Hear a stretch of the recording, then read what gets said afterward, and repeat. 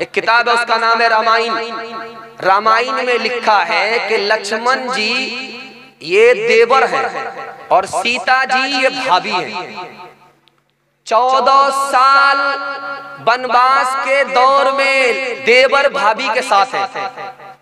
जब वनवास खत्म हुआ अपने घर आ गए तो देवर से कहा कि ये माला आप हाथ में ले लो और अपनी भाभी के गले में डालो कि 14 साल वनवास काट करके इज्जत आबरू बचा करके आई है।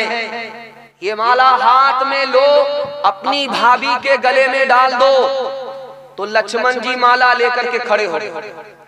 लोगों ने कहा कदम तो आगे बढ़ाओ, भाभी को पहना करके तो आओ। का यही तो हैरत है कि मेरी भाभी के साथ और भी औरत बैठी हुई है, मुझे पहचान ही नहीं है कि मेरी भाभी कौन है, आम औरत कौन है। मैंने सफर में और घर में सिर्फ भाभी के पांव को देखा है, चेहरे को नहीं देखा है। जिस्म पर लिबास की कमी अजीब लगती है, मुझे अमीर बाप की बेटी गरीब लगती है। जिससे आंचल भी नहीं सर का संभाला जाता, उससे क्या खाक तेरे घर की हिफाजत होगी। अगर औरतों की ये हालत रहेगी, कभी जिंदगी में न राहत रहेगी।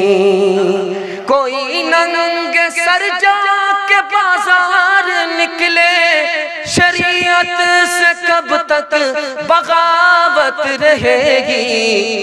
नमाज और रोजे की फुर्सत नहीं है, बताओ ये कैसे सलामत रहेगी। एक नुक्ते को रखिए सामने, चलता जल्दी में दूसरा पैगाम औरतों के हवाले से आ रहा है, सुनने के लिए आप लोग तैयार है? हाथ उठाइए इंशाअल्लाह। बेटे को झूले पर और आपको चूल्हे पर बिठाएंगे, हाथ उठाइए इंशाअल्लाह। खैर माशाअल्लाह, आपका बराबर इम्तिहान जारी है कि आप कहाँ हैं? आप हमारी तरह हो गए हैं, हम तो थक करके पक करके बैठ गए, आप मुकदमा हार करके बैठ गए। दोनों बराबर है। अभी मेहमान का आपको सामना करना है। अल्लाह आपको जज़ाए खैर दे। वाकई आपने इतना वक्त दिया अपने मेहमान के लिए, आप बैठे रहे, रुसवाई से बचाया। मैं दिल से दुआ करता हूँ अल्लाह महशर की रुसवाई से आपको बचाए, जज़ाए खैर दे। ध्यान सुनिएगा, बिल्कुल मेरा पैगाम बिल्कुल खत्म होने के करीब आ चुका है। सिर्फ 5 से 7 मिनट में मेरे हिस्से का जलसा मुकम्मल हो जाएगा। तालीम के हवाले से मैं आपको सुनाने के लिए जा रहा हूँ। दूध पीता बच्चा है, माँ की गोद में पेशाब करे। इमाम शाफी कहते हैं अगर बेटा ने पेशाब किया तो धोना आसान, कपड़ा उतारने की जरूरत नहीं है। 1 मुट्ठी पानी मारा, 2 मुट्ठी पानी मारा, गाड़ लिया, झाड़ लिया, कपड़ा पाक हो गया। अगर दूध पीने वाली बेटी है, बाप बाप की गोद में पेशाब कर दे, अब 1 मुट्ठी पानी 2 मुट्ठी पानी मारने से कपड़ा पाक नहीं होगा, कपड़ा उतारना पड़ेगा, बार बार धोना पड़ेगा, दाग धब्बे छुड़ाने पड़ेंगे, बदबू निकालनी पड़ेगी, निचोड़ना और गाड़ना पड़ेगा, तब मुकम्मल कपड़ा पाक। आपने क्या समझा? बेटे का पेशाब धोना बिल्कुल आसान, बेटी का पेशाब धोना मुश्किल। बेटे के पेशाब में कोई मेहनत नहीं, बेटी की पेशाब में मेहनत है। पालन हक्कानी ने यहाँ से नुक्ता निकाला कि लोगों, बेटे का पेशाब धोना आसान, बेटी का पेशाब धोना मुश्किल। उसी तरह बेटे से ज्यादा बेटी को तालीम दिलाना जरूरी, बेटी की तालीम पर मेहनत जरूरी। क्यों? बेटी 4 मंजिल में पहुंचती है। पहली मंजिल में वो बेटी है, दूसरी मंजिल में वो बीवी है, तीसरी मंजिल में वो माँ है, चौथी मंजिल में वो सास है। जब आप बेटी को बेटे से ज्यादा तालीम देंगे, 1 नंबर बेटी आगे चलकर 1 नंबर बीवी बनेगी, 1 नंबर माँ बनेगी, 1 नंबर सास बनेगी। मर्द पढ़ा, फर्द पढ़ा, औरत पढ़ी, सारा खानदान पढ़ा। लड़की आगे आगे, लड़का पीछे पीछे। लड़की ने पलट करके देखा तो लड़का मेरे पीछे आ रहा है। तो लड़की ने कहा मेरे पीछे क्यों आ रहे हो? मैं आशिक हूं। कुरान की आयत पढ़ करके सुना दिया, ज़य्यन्नाहा लिन्नाज़िरीन, तुम बड़ी खूबसूरत हो, देखने की चीज हो, इसलिए मैं बाहर निकल गया। लड़की उससे ज्यादा दीनदार थी, पढ़ी लिखी थी, उसने कुरान की आयत पलट करके वार कर दिया, हाफिजना हम मिन कुल्ली शैतानिर रजीम, मैं हर शैतान से अल्लाह की पनाह मांगती हूं। लड़का बोलता है कि मैं तुमसे करीब इसलिए नहीं हुआ था कि मैं आम आदमी, मैं तुम्हारा आशिक हूं, मैं तुमसे फायदा उठाना चाहता हूं। तो उसने कुरान की आयत पढ़ी, नुरीदु अन नअकुल मिनहा व तत्मइन्न कुलूबुना। लड़की उससे ज्यादा पढ़ी लिखी है, लड़की ने कुरान की आयत पढ़ दी, लन तनालुल बिर्रा हत्ता तुनफिकू मिम्मा तुहिब्बून। मेरे करीब आना चाहते हो, मुझसे फायदा उठाना चाहते हो, निकाह करना पड़ेगा, महर में पैसा देना पड़ेगा, तब फायदा उठा सकते हो, इसके बगैर नहीं। लड़का हाथ जोड़ करके कहता मैं बेपैसे का आशिक हूँ। कुरान की आयत पढ़ता है, वल्लज़ीना ला यजिदून निकाहा, मेरे पास पैसा नहीं है। तो लड़की कहती उलाइका नामु बादून, बेपैसे के आशिक की कोई कीमत नहीं है, दूर हटो। सामने खड़े खड़े खिसियानी बिल्ली खंबा नोचे। लड़का खिसिया करके लड़की को बद्दुआ कर रहा, लानतुल्लाहि अलैक, अल्लाह की लानत तुम्हारे ऊपर, कुरान की आयत पढ़ करके। लड़की उससे ज्यादा पढ़ी लिखी, उसने कुरान की आयत पढ़ दी, लिज़्ज़करी मिस्लु हज़्ज़िल उन्सयैन, मुझ पर सिंगल लानत, तुम्हारे ऊपर डबल डबल लानत। तालीम औरतों को भी देनी जरूर है, लड़की जो बेपढ़ी हो तो वो बेशूर है। तालीम औरतों को भी देनी जरूर है, लड़की जो बेपढ़ी हो तो वो बेशूर है। हुस्ने मुआशरत में सरासर फुतूर है, और इसमें वालिदैन का बेशक कसूर है। मियां बीवी के हवाले से आखिरी पैगाम सुना रहा हूं, सुनने के लिए आप लोग तैयार हैं? हाथ उठाइए इंशाअल्लाह। औरत को सर पर बिठाएंगे, हाथ उठाइए इंशाअल्लाह। हुकूमत चली जाएगी, ध्यान से सुनिएगा, जल्दी से निकल जाएगा। हजरत उमर ने अपनी बेटी के सामने हाथ जोड़ करके कहा, एक एक जुमले को नोट कीजिएगा, 3 मिनट का पैगाम है, जल्दी से निकल जाएगा। डिस ब्रेक मार करके हमारी तरफ तवज्जो कीजिए, औरतों के हवाले से पैगाम है। हजरत उमर ने अपनी बेटी से हाथ जोड़ करके कहा कि बेटी, तुमने नबी को नाराज किया, अपने शौहर को नाराज किया, तो और नबी ने तुम्हें तलाक दे दिया। मैंने तुम्हारी तरफ से माफी मांगी, नबी ने, तुम्हारे शौहर ने तुमको माफ कर दिया, दोबारा निकाह में ले लिया। बेटी, आज के बाद अगर अपने शौहर को नाराज किया, मैं जिंदा रहा, मैं तुमसे जिंदगी भर बात नहीं करूंगा। बेटी ने कभी इसका मौका ही नहीं दिया, बाप की नसीहत को कबूल कर लिया। बेमौका आ गई फातिमा, दरवाजा खटखटाया। अल्लाह के रसूल ने कहा, मनंती कौन है?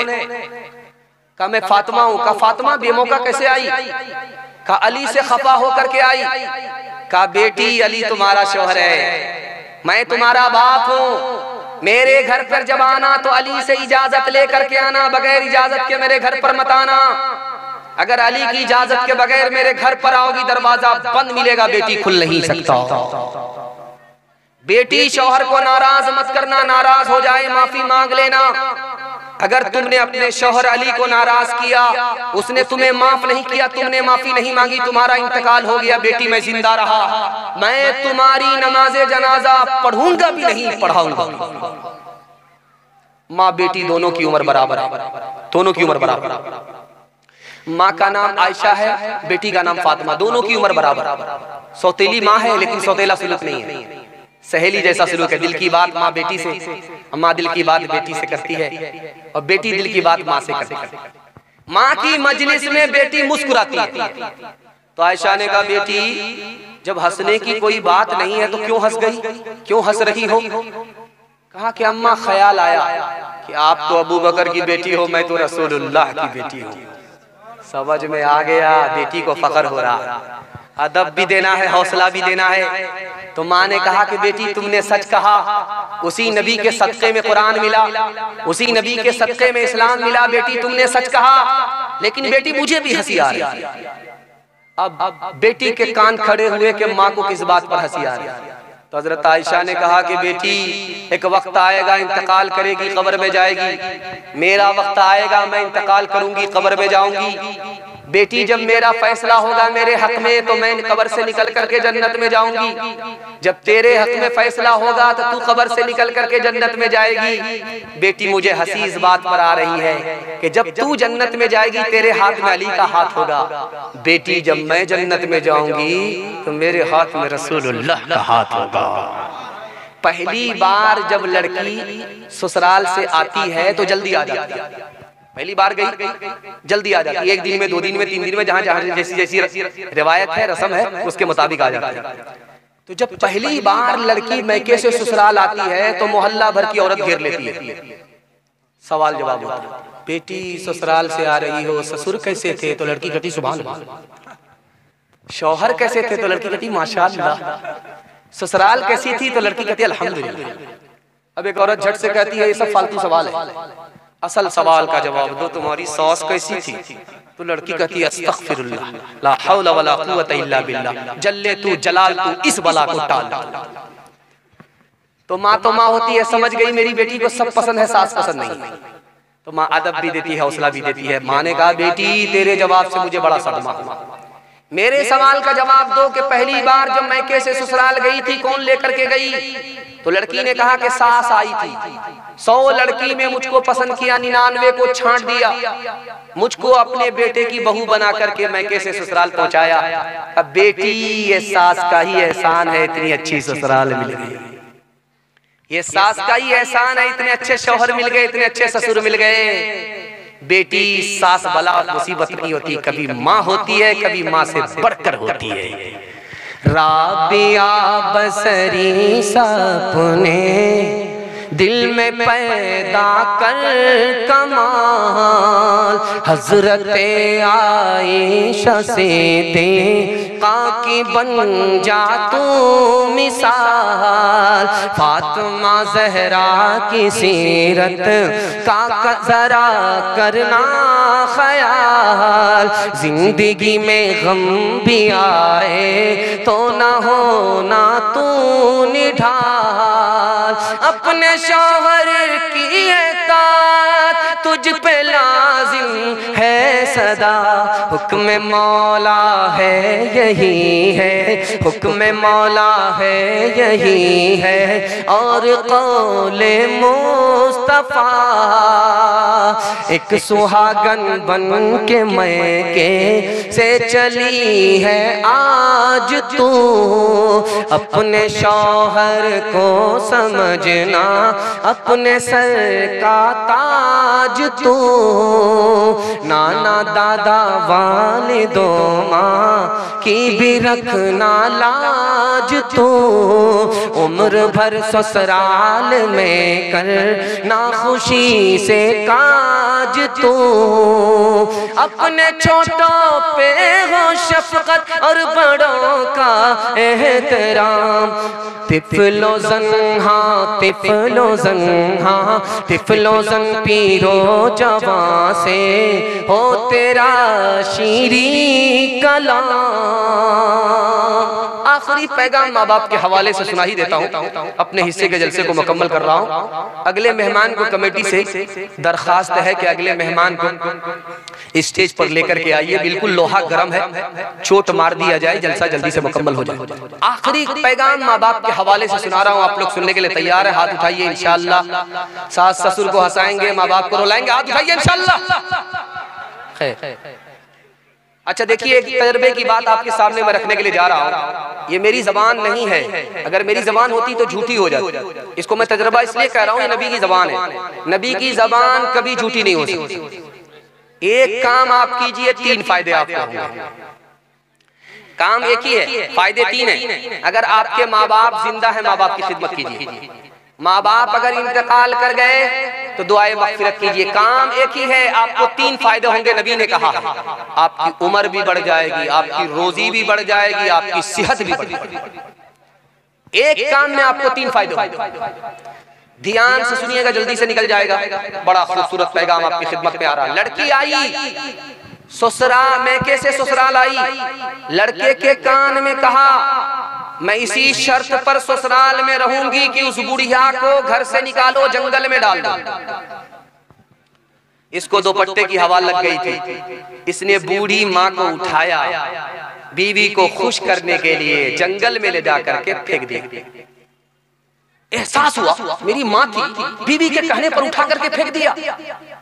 कपड़ा मुंह में बांध करके भेष बदल करके जंगल में गया। देखे माँ किस हाल में, कहीं शेर तो खा नहीं लिया। जब गया तो देखा दरख्त के किनारे रो रही है। इसने अनजान होकर के पूछा कि ओ बुढ़िया क्यों रो रही हो, ओ बुढ़िया क्यों रो रही हो। बस मेहमान आ गए माशाल्लाह, और मेरा पैगाम मुकम्मल हो गया, मुकम्मल हो रहा है। बस आखिरी पैगाम में 2-3 मिनट के लिए मैं आपके सामने। नारे तकबीर, नारे तकबीर। जनाब हजरत मौलाना कारी खलील अहमद साहब, जनाब हजरत मौलाना कारी खलील अहमद साहब, नारे तकबीर, नारे तकबीर। जनाब हजरत मौलाना कारी खलील अहमद साहब, जनाब हजरत मौलाना खलील अहमद साहब, नारे तकबीर, नारे तकबीर, नारे तकबीर।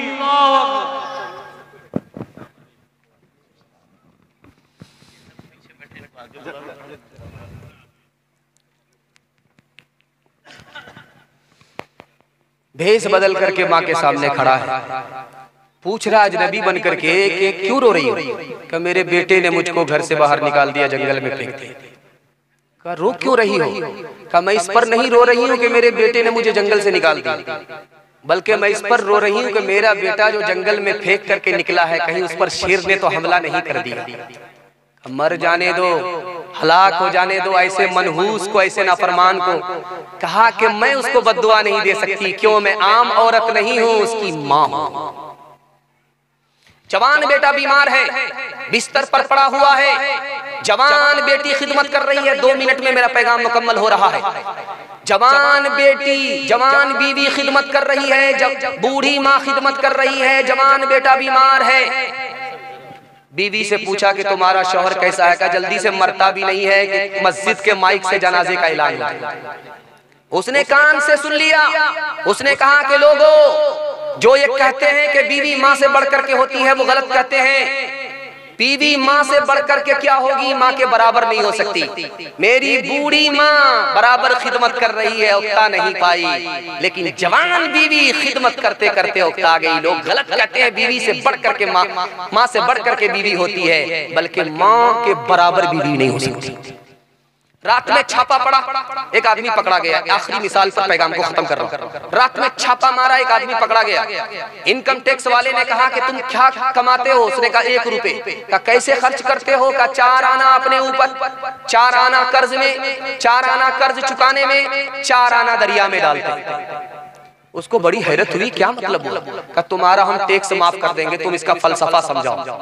बोला 4 आना अपने ऊपर खर्च करते हैं, खाते पीते हैं, ये तो समझ गए। कहाँ समझ गए। 4 आना कर्ज में देते हो, क्या मतलब हुआ। छोटे छोटे बच्चे उसको खिला रहे हैं, इसको अभी कर्ज दे रहे हैं, जब हम बूढ़े हो जाएंगे, मोहताज हो जाएंगे, मेरा कर्ज वापिस करेंगे। 4 आने से कर्ज चुकाता हूँ, मेरे बूढ़े माँ बाप जिंदा हैं, उनको खिलाता हूँ। उसने जवानी में, बचपन में, मेरे बचपन में मुझ पर कर्ज चढ़ा दिया था, उसी को उतार रहा हूँ। आज कोई बेटा सीना तान कर ये नहीं कह सकता कि मैं माँ बाप के ऊपर एहसान कर रहा हूँ। माँ बाप का कर्ज लौटा रहा है, एहसान का बदला एहसान से चुका रहा है। और कहा 4 आना दरिया में डाल लो, इसका क्या मतलब। कहा 4 आना सास ससुर पर खर्च कर रहा हूँ, नेकी करो दरिया में डालो, कुछ मिलने वाला नहीं है दुनिया में। माँ से बढ़कर कोई नाम क्या होगा, उस नाम का हमसे हक अदा क्या होगा। जिसके कदमों के नीचे जन्नत है, उसके सर का मकाम क्या होगा। मुस्तफा मुस्तफा बोलो, बोलो सल्ले अला बोलो।